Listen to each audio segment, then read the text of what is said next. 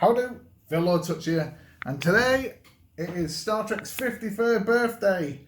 I am that old, I can remember celebrating Star Trek's 25th birthday. Now, I bought all of these, though I can only find two of them. And I've got a full box of Star Trek, graphic novels, Star Trek novels in the loft. I mean, literally a full crate of them. I haven't got the bookshelf space for them anymore. I've also got all my Star Trek models in the loft. The only stuff I've got downstairs though is ZX Kim 81. Got a bit dusty on that. ZX Kim 81 sent me a little Enterprise not so long ago. And my daughter bought me a little Sulu one Christmas. So that's the only Star Trek toys I've got downstairs. However, I do have some big books, including a new book I added to my collection just recently. I'm not going to go through it page by page, but I'll show you the inside in a minute. However, what I wanted to show you is what I do have out downstairs. Obviously, I've got my Star Trek 50th anniversary Las Vegas convention program, which I showed you just the other day. But nerding out, I've got Star Trek Where No One Has Gone Before, History and Pictures. That's quite pretty. Nice big glossy pictures of Star Trek bump. Look at Deep Space Nine there. Wherever we're on about. I can see it because of the light. Let's get out of the light. But it's a nice big book. Most of these, I was lucky enough to find most of these, except my technical manuals, which I bought with my hard-earned cash in charity shops.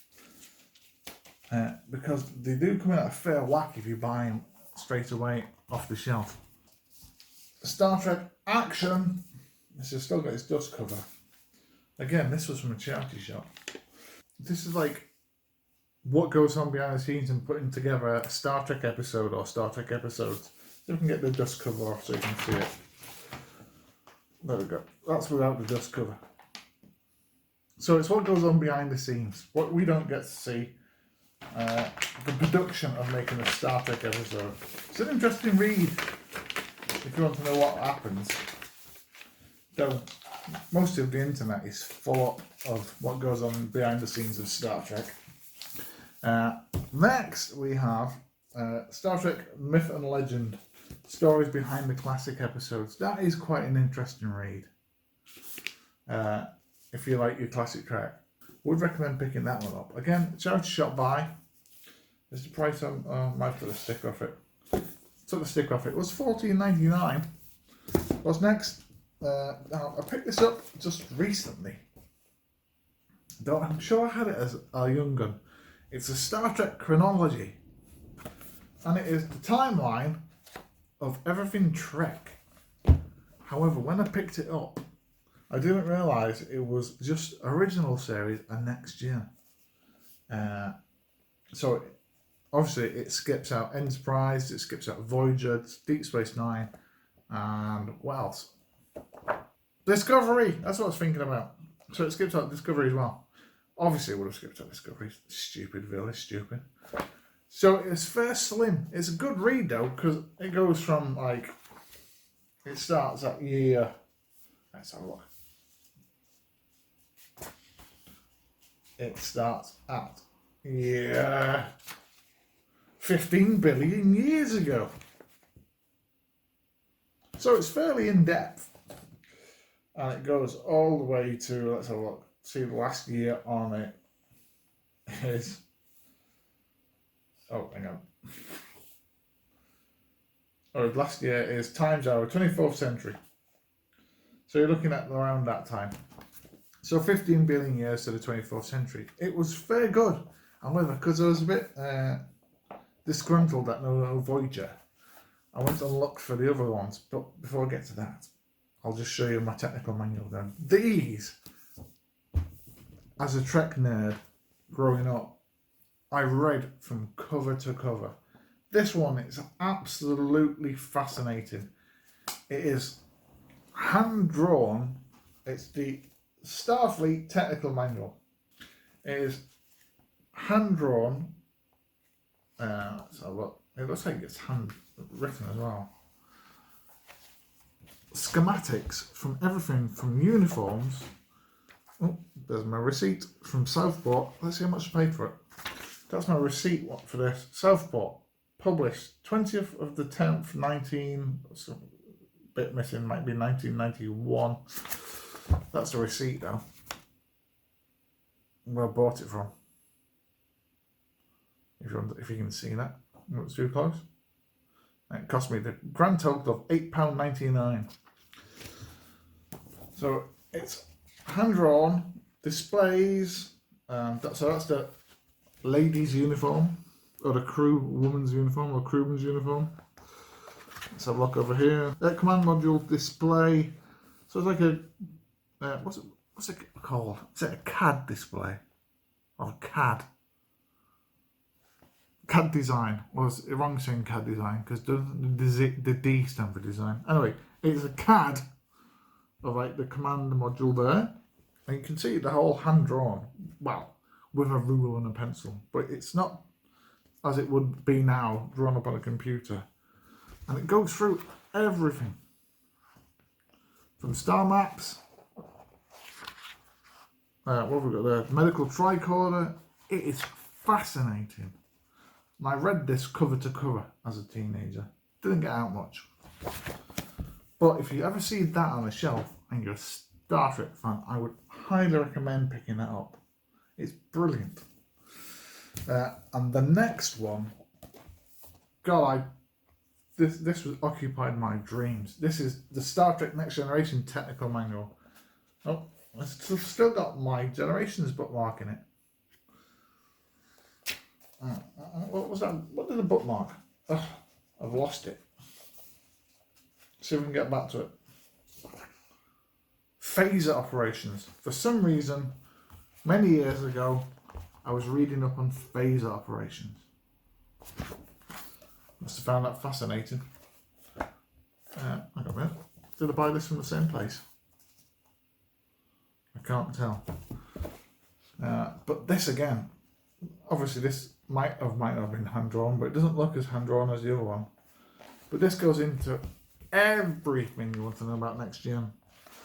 So, from the LCAR system to the warp core, what are we looking at there? Transport evacuation, the saucer landing in case of trouble. Well, they didn't use that properly, did they, in Generations? But that is a fantastic Star Trek manual to own. Honestly is. Before I go into the one bit I'm here to show you, the bit I bought recently, I have to mention Harlan Ellison's City on the Edge of Forever graphic novel. Now, my name isn't actually in here. I have to say my name isn't actually in here.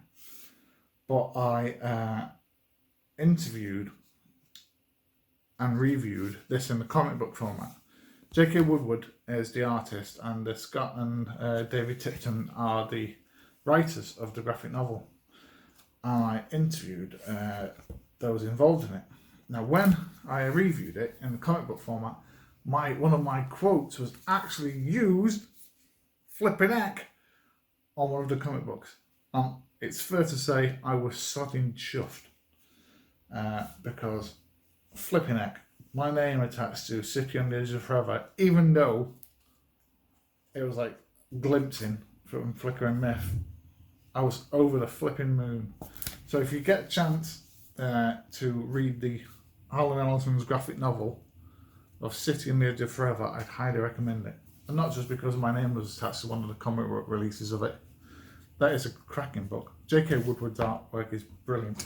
Anyway, on to the final piece, my latest edition, and not where I'm going to stop. Well, I will stop today. This weighty tome is Star Trek Encyclopedia Reference Guide to the Future Updated and Expanded Edition.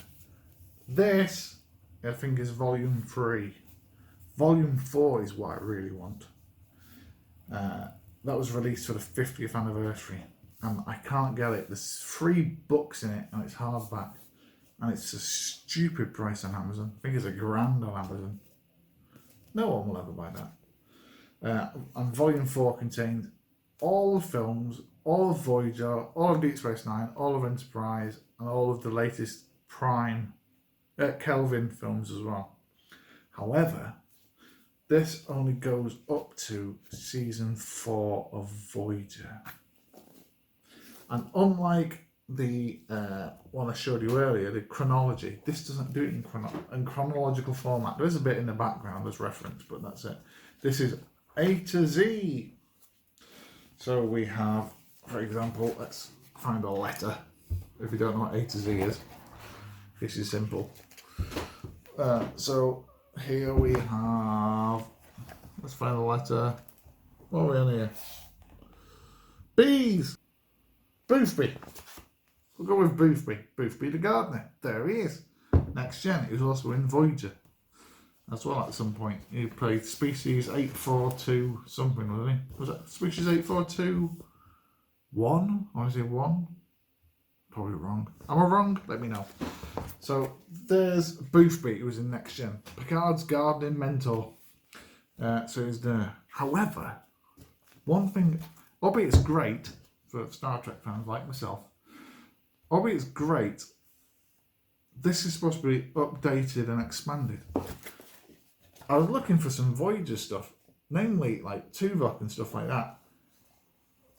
What's weird is all of the Voyager stuff, let's see if we can get to it, all of the Voyager stuff is in the supplement at the back. So once you've got past Z, or Z for our American cousins, you get to a thing called supplement, right there, and it starts with the A's and B's and C's again. There. So instead of just integrating it into the A's, B's and C's, they've just added it on the back, which slightly missed me off, because I thought you could have just put it in. So Worf is in the supplement. Why is Worf in the supplement? He's the security officer on the Enterprise. He should be in the main bit. What's going on there? Worf is in the supplement. Mental. Anyway, that is my latest addition in my Star Trek collection. As I said, I've got a huge box of paperback books, but I just don't have the space anymore. I've got some toys, though as a kid I sold most of my toys. I'd like the die-cast Klingon battle cruiser. I think I've still got my die-cast Enterprise up there. Got a die-cast Enterprise D. But most of it I sold to make way for like Mega Drive games, stupidly. But slowly but surely.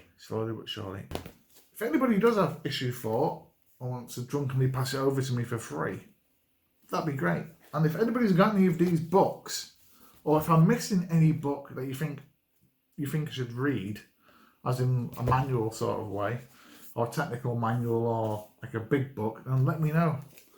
But happy birthday, Star Trek. Happy 53rd birthday. I wonder if I'll be talking about it in 25 more years. Well, 22 more years. Bottom off.